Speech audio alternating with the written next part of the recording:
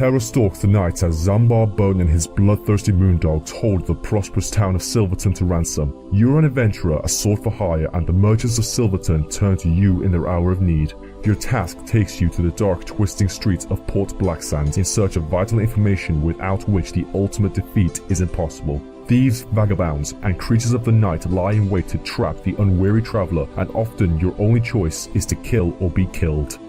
Then, beyond the port lies the most fearsome adventure of them all, the tower stronghold of the Prince of Night himself, Zambar Bone.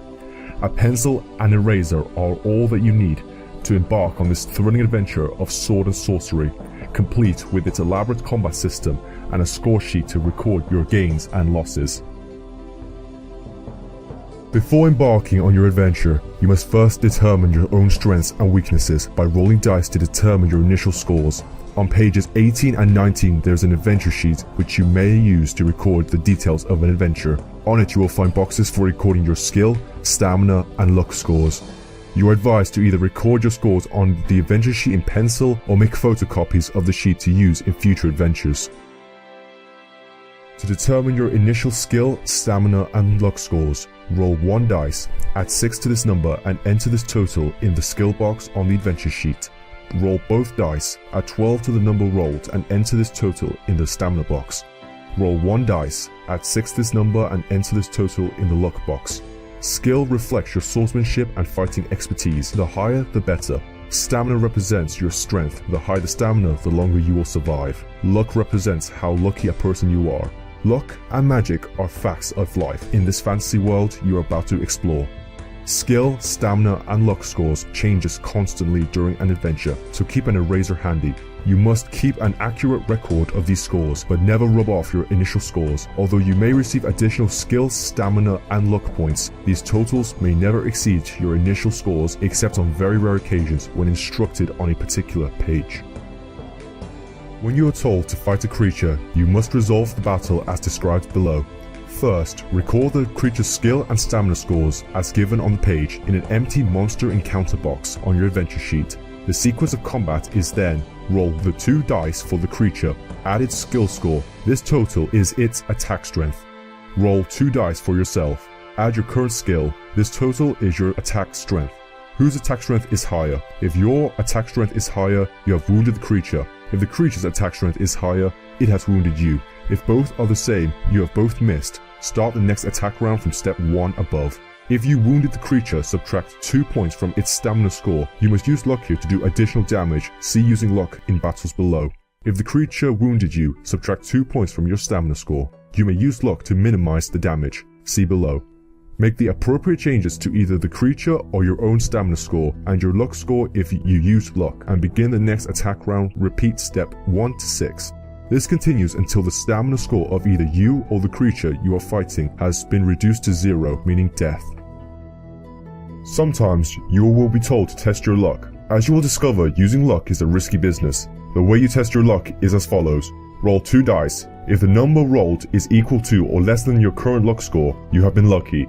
If the number rolled is higher than your current luck score, you have been unlucky. The consequences of being lucky or unlucky will be found on the page. Each time you test your luck, you must subtract 1 point from your current luck score, so the more you rely on your luck, the more risky this becomes. In battles, you will always have the option of using your luck to either score a serious wound on a creature or to minimize the effects of a wound the creature has just scored on you.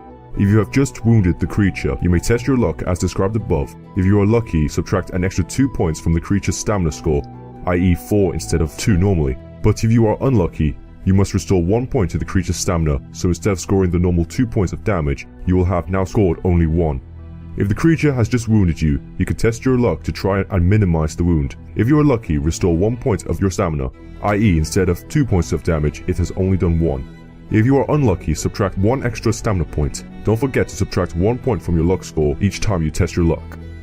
Occasionally, a page may instruct you to alter your skill score. A magic weapon may increase your skill, but remember that only 1 weapon can be used at a time. You cannot claim 2 skill bonuses for carrying 2 magic swords.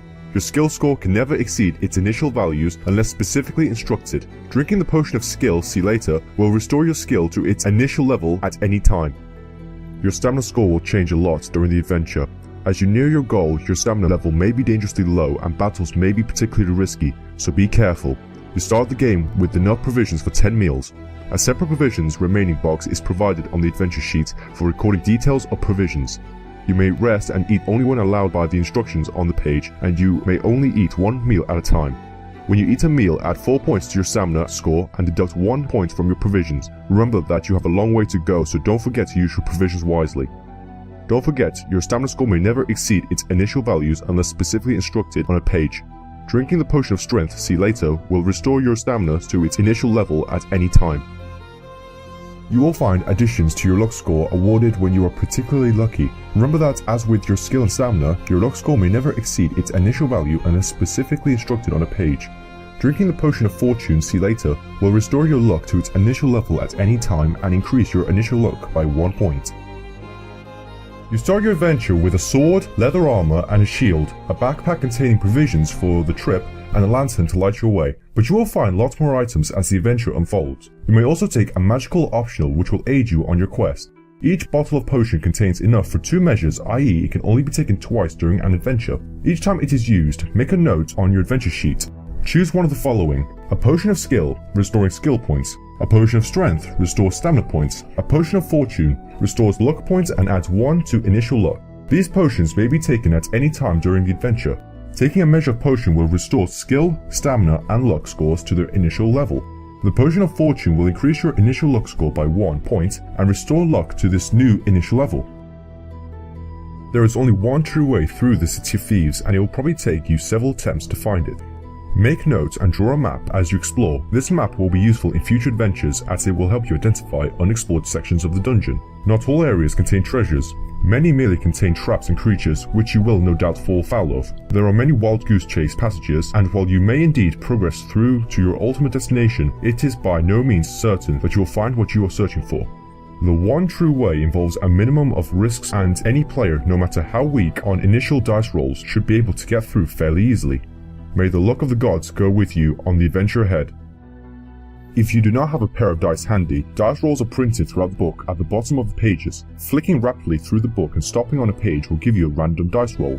If you need to roll only 1 die, read only the first printed die. If 2, total the 2 die symbols.